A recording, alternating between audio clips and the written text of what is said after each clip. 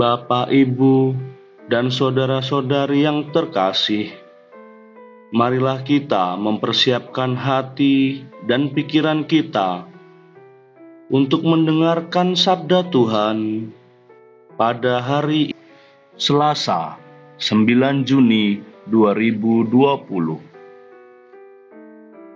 Bacaan pertama. Bacaan dari kitab pertama Raja-Raja, bab 17, ayat 7 sampai 16. Pada waktu itu, sungai Kerit menjadi kering, sebab hujan tiada turun-turun di negeri itu. Maka datanglah sabda Tuhan kepada Elia, "Bersiaplah, pergi ke Sarfat, yang termasuk wilayah Sidon, dan diamlah di sana. Ketahuilah, aku telah memerintahkan seorang janda untuk memberi engkau makan." Maka Elia pun bersiap-siap lalu pergi ke Sarfat. Ketika ia tiba di dekat gerbang kota, tampaklah seorang janda sedang mengumpulkan kayu api. Elia berseru kepada perempuan itu, "Cobalah ambilkan daku sedikit air dalam kendi untuk kuminum." Ketika wanita itu pergi mengambil air, Elia berseru lagi, "Cobalah ambil juga bagiku sepotong roti." Wanita itu menjawab, "Demi Tuhan Allahmu yang hidup, sesungguhnya tiada roti padaku sedikit pun, kecuali segenggam tepung dalam tempayan dan sedikit minyak dalam buli-buli. Sekarang aku sedang mengumpulkan 2-3 potong kayu api. Kemudian aku mau pulang dan mengolahnya bagiku dan bagi anakku. Dan setelah kami memakannya, maka kami akan mati." Tetapi Elia berkata kepadanya, "Janganlah takut, pulanglah dan buatlah seperti yang kau katakan. Tetapi buatlah lebih dahulu bagiku sepotong roti bundar kecil daripadanya, dan bawalah kepadaku.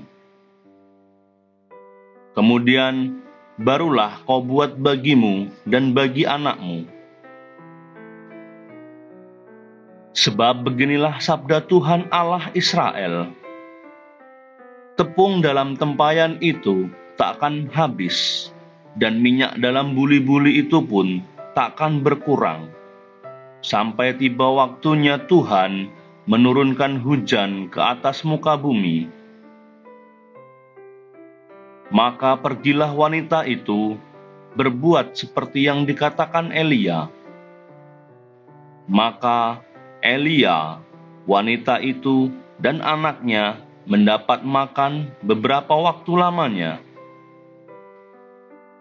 Tepung dalam tempayan itu tidak habis, dan minyak dalam buli-buli itu tidak berkurang, sesuai sabda Tuhan yang diucapkannya dengan perantaraan Elia. Demikianlah sabda Tuhan. Syukur kepada Allah. Tuhan beserta kita, sekarang dan selama-lamanya. Inilah Injil Yesus Kristus menurut Matius. Dimuliakanlah Tuhan. Injil Matius, bab 5, ayat 13 sampai 16. Dalam khotbah di bukit, Yesus bersabda, "Kalian ini garam dunia. Jika garam itu menjadi tawar, dengan apakah dapat diasinkan? Tiada gunanya lagi selain dibuang dan diinjak orang. Kalian ini cahaya dunia. Kota yang terletak di atas gunung tidak mungkin tersembunyi. Lagi pula, orang tidak menyalakan pelita lalu meletakkannya di bawah gantang, melainkan di atas kaki Dian, sehingga menerangi semua orang di dalam rumah itu. Demikianlah hendaknya cahayamu bersinar di depan orang, agar mereka melihat perbuatan yang baik dan memuliakan Bapamu di surga. Demikianlah Injil Tuhan. Terpujilah Kristus. Bapak, Ibu, dan saudara-saudari yang terkasih, garam dan terang merupakan dua hal yang biasa kita jumpai dalam kehidupan sehari-hari. Yesus mengatakan istilah garam dan terang untuk menunjukkan intisari kepada para pengikutnya. Garam berfungsi untuk memberikan rasa pada makanan dan mengawetkan makanan. Karena garam memiliki daya untuk membunuh bakteri pembusuk. Oleh karenanya, Yesus meminta kepada para pengikutnya untuk memberikan rasa pada dunia yang telah menjadi hambar karena orang tidak lagi hidup dalam kasih. Karena salah satu tugas utama pengikut Kristus adalah menjadikan dunia ini tempat tinggal yang aman dan nyaman, saling mengasihi, dan hidup dalam damai. Tugas lainnya adalah untuk menyelamatkan dunia dari kebusukan dosa. Namun jika garam itu menjadi tawar, maka berarti garam telah kehilangan fungsinya. Ia tidak berguna lagi.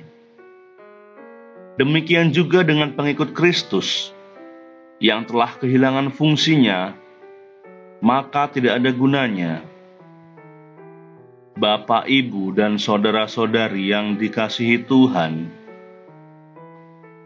berbicara tentang terang dunia,